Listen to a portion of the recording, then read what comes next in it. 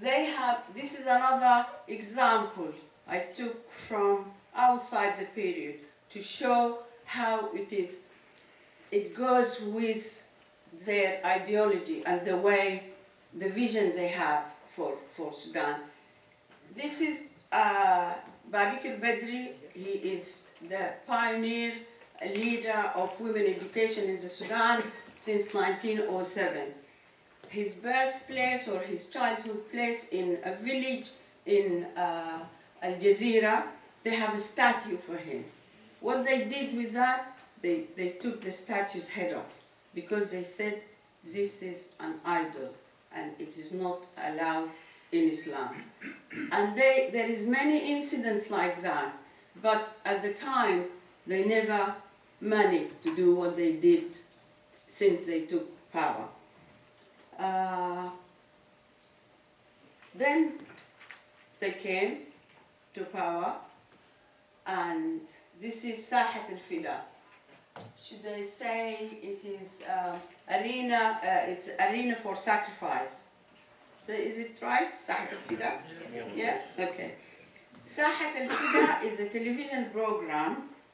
It's from the time they came to power until 2000 or over 2000. I don't know if it continued beyond that.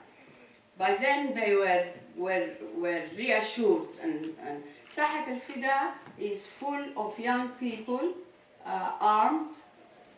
Look at these ones. These are all young people. These are all recruits, most probably. Most of them, no. No. Not that one. Not that one, if you recognize him. Sahat al-Fida is a television program. It's the most disturbing thing. I've seen part of it. It's the most disturbing program because you have these young people. This is when the civil war in Sudan became a holy war and a religious war, and they're full of chanting and full of slogans that is quite disturbing. And after a while, they will come and they show you that they are ready to go and fight, and then you see them dead, they died. It's fodder for their holy war. And then they come with the most, not stupid, I don't know, it's crazy. They will come, those who will come, or on the national TV, very respectable people, they will come and say, these boys, they're not dead. They're not dead. They went to heaven. They went to heaven. And they tell their parents, no, don't mourn them. They went to heaven. And what is interesting, people, this is the talk of people. People talk about it. They'll say, oh, no, you know. And then they will say, they were so amazing. The trees were the angels were fighting with them. And it's been the type of culture that is prevailing in Sudan during that. This is a dark, disturbing one.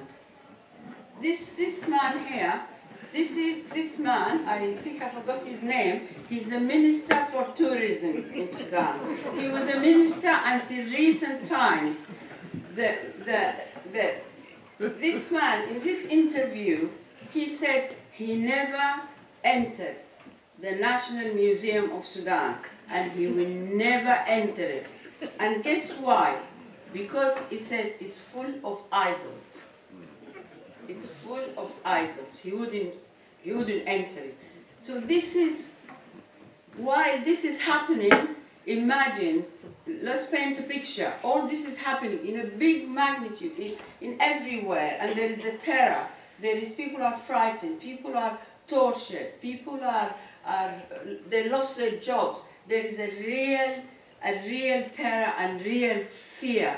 And at the time this is happening, all this happening, this type of, this is another thing they introduced, the raids.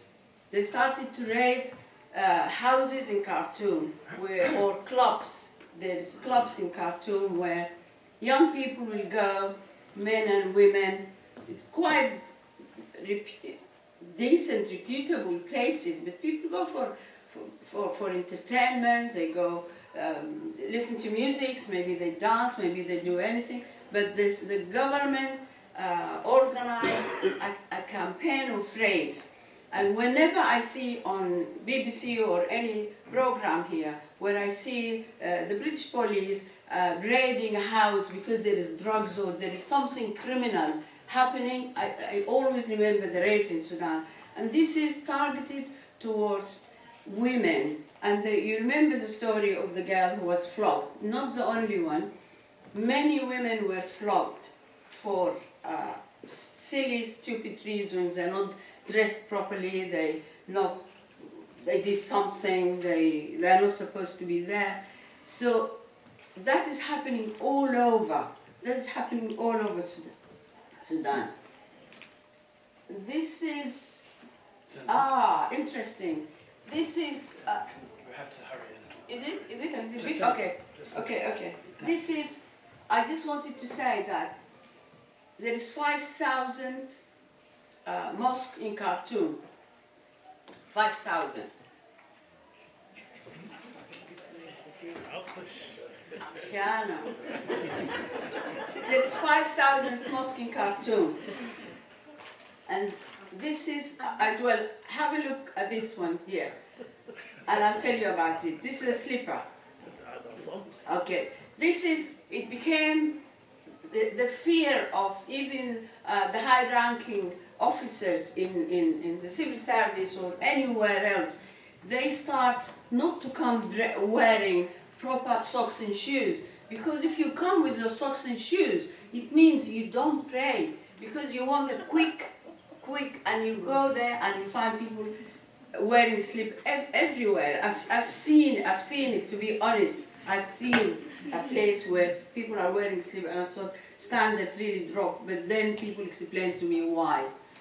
Anyway, during this time, this is all happening. Did you have this? You just paint a picture in your mind of all the terror, real terror, and these silly, stupid things happening. At that time, they had the first conference in 1990 of their higher education, what they called revolution, and then followed by the Higher Education Reform Act, where they decided to increase the number of universities. It's true there was a problem, because the University of Khartoum only, or all the other institutions, take only 6% of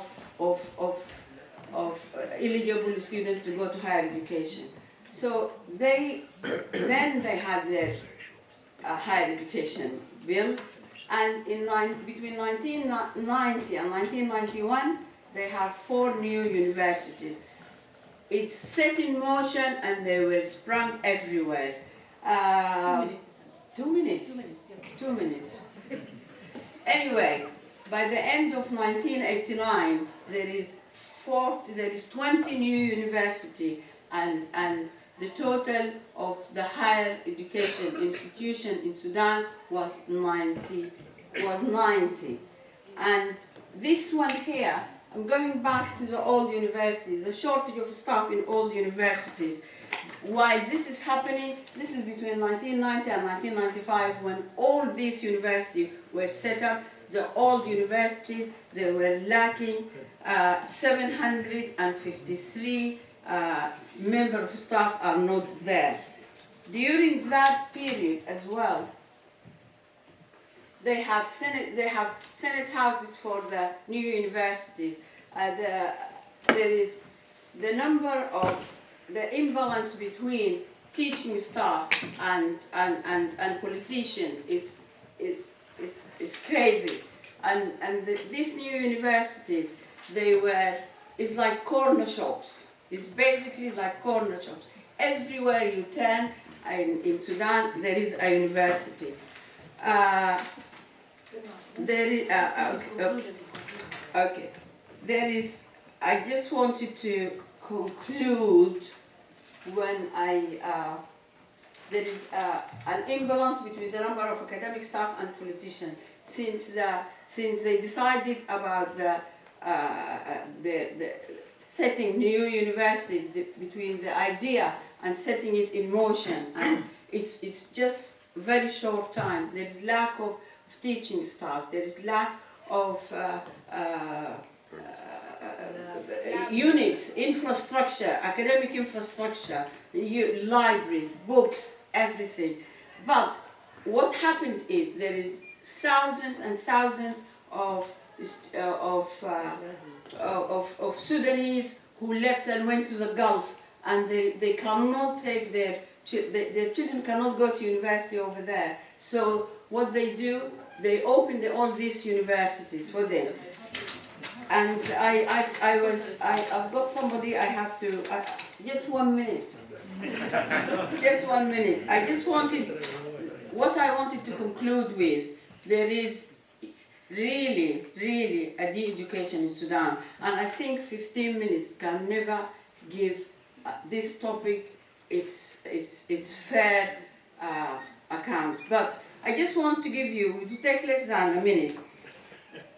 They were so proud of their university, and they said what they succeeded in achieving in 5 years. United Kingdom or Britain did it in 40 years.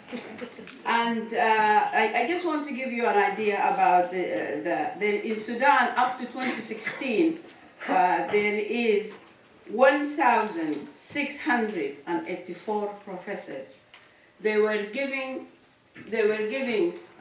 titles without any research, without any studies. It's just handed over.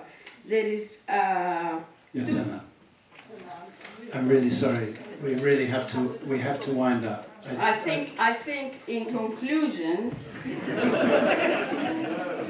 lack of a meaningful time to finish this. But the lack of a meaningful. Selma, thank you so much. We're going to have to stop Okay. because I want Asim to have a few minutes. I think this confirms that the slot before lunch is what we call in rugby a I'm hospital really pass. sorry. I'm really sorry, but I think you got the idea. Can we say a very warm thank you